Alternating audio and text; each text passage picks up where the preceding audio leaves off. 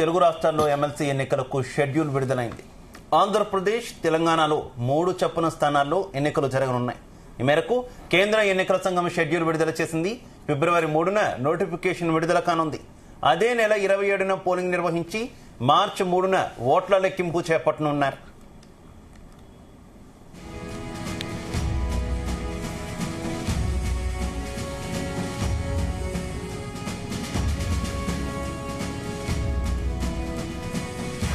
ఏపీలో ఉమ్మడి ఉభయ గోదావరి, కృష్ణా, గుంటూరు పట్టభద్రుల నియోజకవర్గాలకు ఎన్నికలు నిర్వహించనున్నారు. శ్రీకాకుళం, విజయనగరం, విశాఖపట్నం ఉపాధ్యాయ స్థానానికి పోలింగ్ జరగనుంది.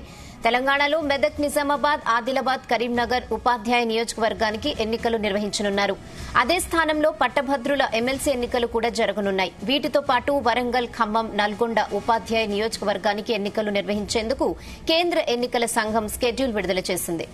ఇక తెలంగాణ, ఆంధ్రప్రదేశ్ లో ఎమ్మెల్సీ ఎన్నికలకు షెడ్యూల్ రిలీజ్ చేసింది కేంద్ర ఎన్నికల సంఘం.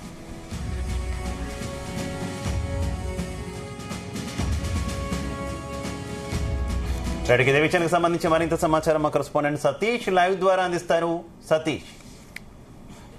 ఎస్ శివ, కేంద్ర ఎన్నికల సంఘం కొద్దిసేపటి క్రితమే ఇటు తెలంగాణ, ఏపీకి సంబంధించి ఎమ్మెల్సీ ఎన్నికలకు సంబంధించి షెడ్యూల్ కూడా విడుదల చేసింది.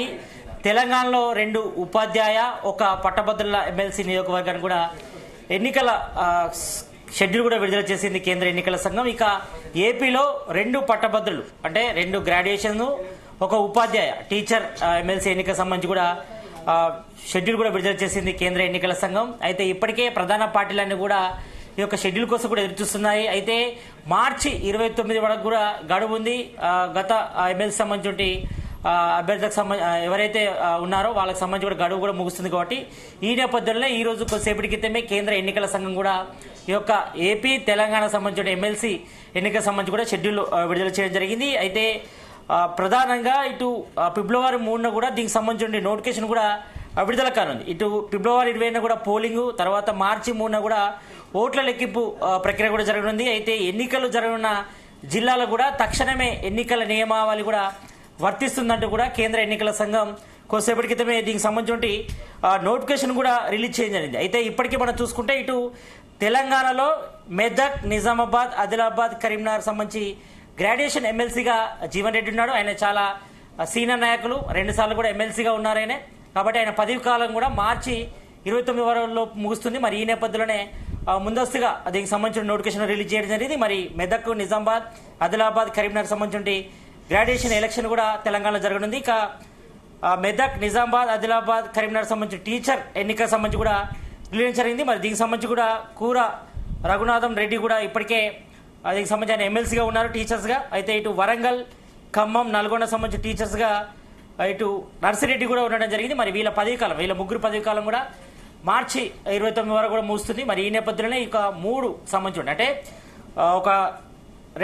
ఒక గ్రాడ్యుయేషన్ సంబంధించింది, 2 టీచర్ సంబంధించి కూడా తెలంగాణ సంబంధించి కూడా నోటిఫికేషన్ కూడా రిలీజ్ చేయడం జరిగింది. ఇక ఏపీకి సంబంధించి చూస్తే మాత్రం ఈస్ట్ గోదావరి సంబంధించి గ్రాడ్యుయేషన్కి సంబంధించి ఎలక్షన్ కూడా జరగనుంది. అక్కడ వెంకటేశ్వరరావు ఇప్పటికే ఆయన ఎమ్మెల్సీగా ఉన్నారు. ఇక కృష్ణా, గుంటూరు గ్రాడ్యుయేషన్ సంబంధించి కూడా లక్ష్మణ్ రావు కూడా ఆయన అక్కడ ఉండడం జరిగింది ఎమ్మెల్సీగా. ఇక శ్రీకాకుళం, విజయనగరం, విశాఖపట్నం సంబంధించి కూడా టీచర్ సంబంధించిన ఎమ్మెల్సీ ఎన్నిక కూడా జరగనుంది. మరి ఇప్పటికే అక్కడ రఘువర్మ కూడా ఎమ్మెల్సీ ఉన్నారు. కాబట్టి మరి వీళ్ళ పదవి కాలం అంతా కూడా అంటే ఇటు ఏపీ, తెలంగాణ సంబంధించిన ఎమ్మెల్సీకి సంబంధించి ఎవరైతే ఉన్నారో వాళ్ళ పదవి కాలం కూడా మార్చి 29 ముగుస్తుంది. కాబట్టి మరి ఈ నేపథ్యంలోనే ఇటు కేంద్ర ఎన్నికల సంఘం కూడా కొద్దిసేపటి క్రితమే ఇటు ఏపీ, తెలంగాణ సంబంధించి ఎమ్మెల్సీ సంబంధించి నోటిఫికేషన్ రిలీజ్ జరిగింది. ఇక ఇప్పటి వరకు చూస్తే మాత్రం ఇటు ప్రధాన పార్టీలు తెలంగాణలో ఇటు కాంగ్రెస్, బీఆర్ఎస్, బీజేపీ కూడా తమ అభ్యర్థులకు సంబంధించి కూడా ఇప్పటికే కసరత్తు చేస్తుందని చెప్పుకోవచ్చు. ఇప్పటికే బీజేపీ తన అభ్యర్థులను ప్రకటించింది.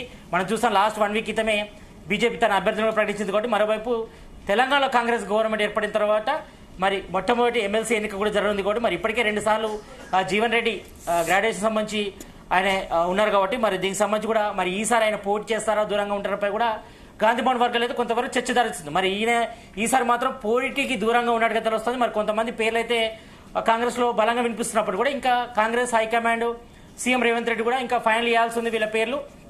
మరి ప్రధానంగా ఎందుకంటే తెలంగాణ కాంగ్రెస్ గవర్నమెంట్ ఏర్పడిన తర్వాత చాలా మంది కూడా ఆశాభావులు మాత్రం ఢిల్లీ కూడా చెక్కలు కొడుతున్నారు, వారి ప్రయత్నం చేస్తున్నారు. మరి గ్రాడ్యుయేషన్ ఎమ్మెల్సీ సంబంధించిన పాటు అదేవిధంగా ఇటు టీచర్ సంబంధించి కూడా వారి ప్రయత్నం చేస్తున్నారు. మరి ఈ నోటిఫికేషన్ సంబంధించి కూడా ఇప్పటికే ప్రధాన పార్టీలను కూడా కసరత్తు చేస్తున్నాయి. మరి బీఆర్ఎస్ కూడా దీనికి సంబంధించి కూడా చూస్తుంది. మరి ఎమ్మెల్యేస్ కోసం కూడా, ఎందుకంటే తెలంగాణలో కాంగ్రెస్ గవర్నమెంట్ ఏర్పడక ముందు అంటే ఇటు అసెంబ్లీ ఎన్నికల్లో కూడా పూర్తి సత్తా చాటింది, ఇటు పార్లమెంట్ ఎన్నికల్లో కూడా 8 స్థానాలు కూడా కైవసం చేసుకుంది. ఇటు కాంగ్రెస్ బీజేపీ కూడా సమపాలలో కూడా స్థానాలు వచ్చాయి పార్లమెంట్ ఎన్నికలు కాబట్టి.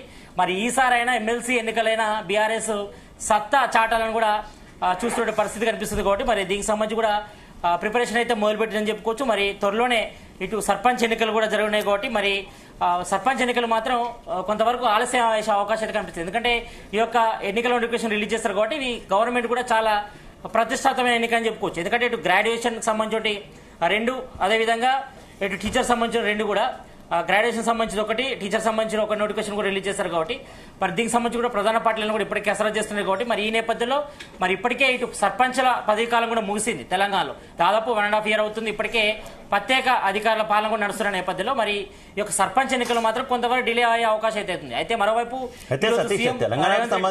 తెలంగాణకు సంబంధించి జరగనున్నటువంటి ఎమ్మెల్సీ ఎన్నికల్లో పార్టీలు ఎవరెవరికి అవకాశం కల్పించే అవకాశం ఉందనుకోవాలి ఈ ఎన్నికల్లో? మొదటి నుంచి కూడా ఇటు కాంగ్రెస్ లో మాత్రం ప్రధానంగా అయితే ఇప్పటికే అభ్యర్థుల వేట అయితే కొనసాగుతుందని చెప్పుకోవచ్చు.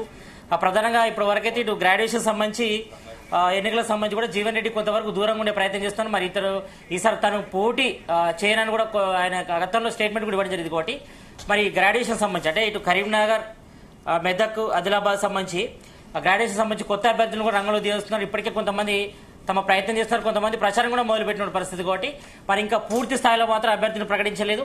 మరి మరోవైపు బీజేపీ మాత్రం తన అభ్యర్థులను ప్రకటించింది, ఇంకా బీఆర్ఎస్ కూడా ఇంకా ప్రకటించాల్సి ఉంది. మరి ఇవి 3 మాత్రం దీనికి సంబంధించి కూడా చాలా ప్రతిష్టాత్మకంగా తీసుకునే ప్రధాన పార్టీలు ఇటు బీఆర్ఎస్ తో పాటు కాంగ్రెస్ అదేవిధంగా బీజేపీ కూడా తీసుకున్నాయి కాబట్టి మరి చూడాలి ఎవరిది పై చేయి నిలుస్తుందో. మరి దీనికి సంబంధించి కూడా మనం చూస్తే మాత్రం ఈ యొక్క నోటిఫికేషన్ కూడా February 3 కూడా రిలీజ్ కానుంది. ఇక last date of making nominations February 10 వరకు ముగుస్తుంది. ఇక స్క్రూటీనీ వచ్చేసి 11 వరకు ముగుస్తుంది, February 11. ఇక విత్డ్రావల్కు 13 వరకు కూడా అవకాశం కల్పిస్తారు.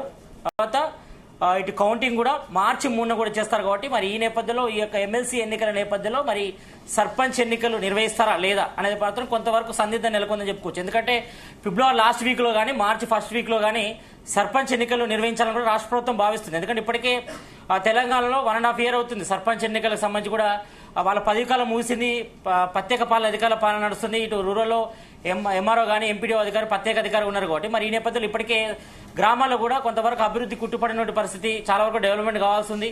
అయినప్పుడు కూడా ఇటు ఇంకా ఆగిపోయిన పరిస్థితి కాబట్టి మరి ఈ నేపథ్యంలో మొన్నే కాంగ్రెస్ సర్కార్ కొత్తగా 4 పథకాలను ప్రారంభించిన సిచ్యువేషన్ అయితే ప్రస్తుతం ఈ ఎమ్మెల్సీ ఎన్నికలు జరగనున్నటువంటి ప్రాంతాల్లో ఎన్నికల కోడ్ కారణంగా పథకాలకు కూడా కొంత అడ్డంకి ఏర్పడే అవకాశం ఉంది కదా, ఏమనుకోవాలి? ఇది పబ్లిక్ లో కొంత నెగటివ్ ఇంపాక్ట్ కూడా చూపించే అవకాశం ఉంటుంది కదా? తప్పకుండా. ఎందుకంటే ఇప్పుడు ఈ 3 కాన్స్టిట్యున్సీలు అంటే ఈ గ్రాడ్యుయేషన్ అదేవిధంగా టీచర్ సంబంధించి మాత్రం ఆ జిల్లా పరిధిలో మాత్రమే ఎన్నికల నియమాలు వర్తించనుంది. మరి మీరు అన్నట్టుగా ఇప్పటికే ఈ నెల 26న కూడా సీఎం రేవంత్ రెడ్డి ఇటు ఇందిరమ్మ ఇల్లు, రేషన్ కార్డ్స్, అదేవిధంగా ఇందిరమ్మ ఆత్మీయ భరోసా, అదేవిధంగా రైతు భరోసా కూడా దీనికి సంబంధించి రిలీజ్ చేశారు. అంటే దీనికి సంబంధించి కూడా 26న కూడా 4 పథకాలు కూడా ప్రారంభించారు. ఇప్పటికే 563 మండలాలు ఎంపిక చేశారు.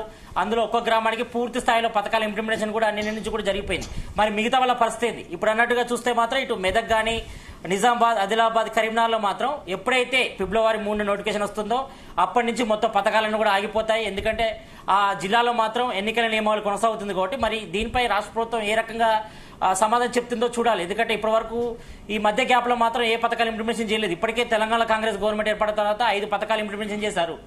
కొత్తగా 4 పథకాల ఇంప్లిమెంటేషన్ కూడా ఈ నెల 20న జరిగింది కాబట్టి మరి మిగతా జిల్లాలో పరిస్థితి నార్మల్ ఉంటుంది. మరి రైతు భరోసా ఇంక ఇవ్వాల్సి ఉంది.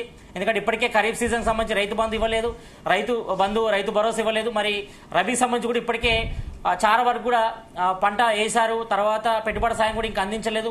ఓన్లీ మండలానికి 1 గ్రామాన్ని మాత్రమే ఎంపిక చేయడం జరిగింది. మరి మిగతా వాళ్ళకు కూడా March 31 వరకు కూడా వేస్తామని కూడా చెప్పింది కాబట్టి ఈ నేపథ్యంలో మరి ఎన్నికల కోడ్ వస్తే మాత్రం ఈ 3 జిల్లాలు ఏదైతే 4 జిల్లాలో మెదక్, నిజామాబాద్, ఆదిలాబాద్, కరీంనగర్ ఈ 4 జిల్లాలో మాత్రం కొంతవరకు ఇబ్బందులు తలెత్తే అవకాశం ఉంటుంది పథకాల ఇంప్లిమెంటేషన్ కూడా. మరి ఈ నేపథ్యంలో మరి ఇప్పుడు కేంద్ర ఎన్నికల సంఘం రిలీజ్ చేసినటువంటి నోటిఫికేషన్ కూడా February 3 నుంచి కూడా ఇవ్వనున్నది కాబట్టి మరి ఈ నేపథ్యంలో ప్రధాన పార్టీలను కూడా ఎమ్మెల్సీ ఎన్నికలపై కూడా ప్రధానంగా దృష్టి మరి అధికారంలో ఉన్నటువంటి కాంగ్రెస్ మాత్రం ఇంకా అభ్యర్థుల కోసం వేట మొదలు పెడుతుంది. ఎందుకంటే కొంతమంది కొత్త వాళ్ళు కూడా ప్రయత్నం చేస్తున్నారు.